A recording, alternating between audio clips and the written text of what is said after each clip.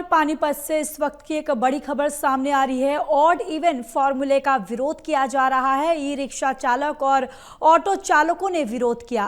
E rickshaw चालक auto चालकों की हड़ताल, अनाज मंडी से जिला सचिवालय तक पैदल मार्च निकाला है। तो ये बड़ी जानकारी पानीपत से इस वक्त की ऑड इवन फॉर्मूले का विरोध किया जा रहा है। ई रिक्शा चालक और ऑटो चालकों ने विरोध किया। ई रिक्शा चालक ऑटो चालकों की हड़ताल और अनाज मंडी से जिला सचिवालय तक पैदल मार्च निकाला है और पैदल मार्च के जरिए इस ऑड इवन फॉर्मूले का विरोध जताया है ई रिक्शा चालक और ऑटो चालकों ने।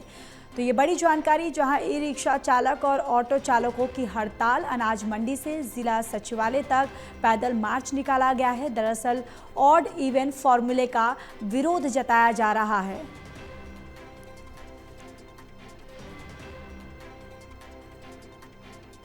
और इसी खबर पर ज़्यादा जानकारी के साथ एसोसिएट एडिटर देवेंद्र कथुरिया हमारे साथ जुड़ चुके हैं। देवेंद्र, आखिर ये विरोध क्यों किया जा रहा है और इस विरोध प्रदर्शन में ई रिक्शा चालक और ऑटो चालकों के अलावा और कौन कौन शामिल है? देखिए, पानीपत में मुख्य मार्ग पर दरअसल पुराना जीटी रोड है, जो दिल्ली रोड या करनाल रोड शहर के बीचों बीच गुजरता है। बहुत टाइम से जाम की समस्या रहती है पानीपत में। अभी भी हालांकि बस स्टैंड जो है, सामान्य बस स्टैंड शहर से बाहर दिल्ली रोड पर शहर से बाहर निकाल दी गई 6-7 किलोमीटर आगे। उसके बावजूद समस्या है। स्कूल की बच्चों की बसें आती हैं, ऑटोज हैं, सैकड़ों की तादाद में ऑटोज, ई रिक्शा, तो ये बहुत सारे इधर उधर घूमते रहते हैं। सवारी नहीं होती, सवारियों की तलाश में खाली भी घूमते रहते हैं। तो अव्यवस्था का आलम रहा है। जो कार वाले हैं, दूसरे 2 व्हीलर चालक है, उनकी मांग थी कि इनको कंट्रोल किया जाए।